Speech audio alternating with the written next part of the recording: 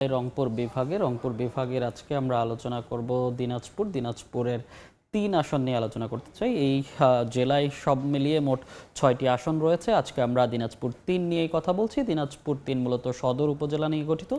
এখানকার মোট ভোটার 4,15,636 জন এবং এদের মধ্যে পুরুষ ভোটার রয়েছে 2,05,486 জন এবং নারী ভোটার রয়েছে 2,10,148 জন এবং তৃতীয় লিঙ্গের ভোটার রয়েছে 2 জন। এখানকার যে মোট ভোটার, সেখানে আমরা যেটি দেখছি আসলে পুরুষ ভোটারের চেয়ে নারী ভোটার কিন্তু বেশি, অর্থাৎ এই আসনে নারী ভোটার কিন্তু বড় ভূমিকা পালন করতে পারে। এখানকার যেই প্রার্থীরা আসলে কারা আছেন তাদেরকে যদি একটু দেখতে চাই, এখানকার বিএনপির প্রার্থী সৈয়দ জাহাঙ্গীর আলম। এই আসনটি মূলত বেশ আলোচিত, কারণ বিএনপি থেকে এখানকার প্রার্থী হয়েছিলেন বিএনপি চেয়ারপারসন বেগম খালেদা জিয়া।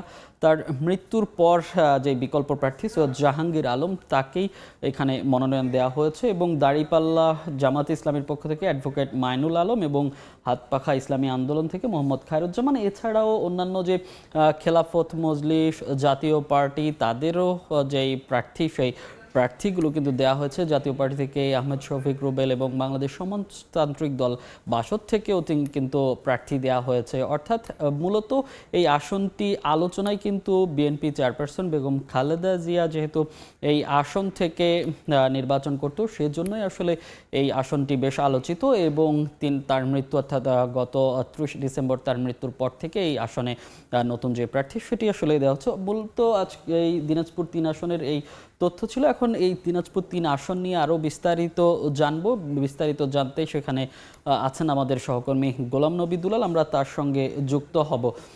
দুলাল, যেহেতু আসলে বিএনপি চেয়ারপারসন এখানে লড়ার কথা ছিলেন, তার মৃত্যুতে বিএনপির নতুন প্রার্থী দেওয়া হয়েছে, তো সেক্ষেত্রে আসলে এখন ভোটের সমীকরণটা কি?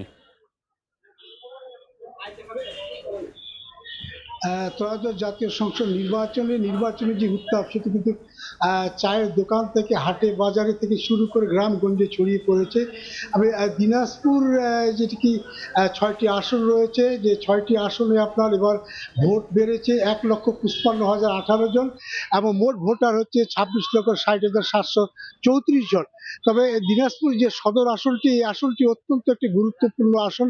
এই কারণে এই আসনে ভোট প্রার্থী হয়েছেন এখন 8 জন।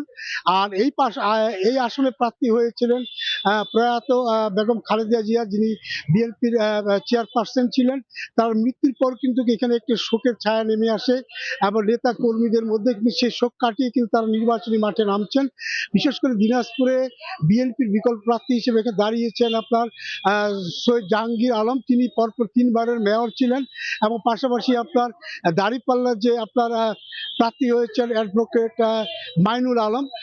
মূলত ধানের শীষ এবং দাঁড়িপাল্লার মধ্যে এখানে আপনার প্রতিদ্বন্দ্বিতা হবে। এছাড়া আরো কিন্তু প্রার্থী রয়েছেন, বিশেষ করে ইসলামী আন্দোলন রয়েছেন, খেলাফত মজলিসের রয়েছেন এবং আপনার এখানে 2 জন নাকি নারী প্রার্থীও রয়েছেন, মুসলিম লীগের একজন প্রার্থী রয়েছেন, মোট 8 জন প্রার্থী রয়েছেন।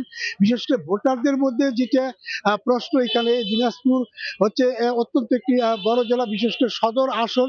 এই আসনে আপনার কিন্তু অনেক সমস্যাও রয়েছে, বিশেষ করে আপনার রাস্তাঘাট রয়েছে, এখানে অর্থনৈতিক জন হয়নি, বিশেষ করে এখানে শিল্প কলকারখানা গড়ে ওঠেনি। এই ধরনেরই কিন্তু আপনার বহু সমস্যা রয়েছে, পর্যটন শিল্প গড়ে ওঠেনি। তো ভোটারদের যে প্রত্যাশা, তারা যেন এই নির্বাচিত হয়ে তারা যেন এই এলাকার উন্নয়ন করে। আমার কাছ থেকে দিনাজপুর সদর আসনের সর্বশেষ এই ছিল। দুলাল, আপনাকে অসংখ্য ধন্যবাদ। দিনাজপুর 3 থেকে সহকর্মী গোলাম নবী দুলাল জানাচ্ছিলেন নির্বাচনের হালচাল।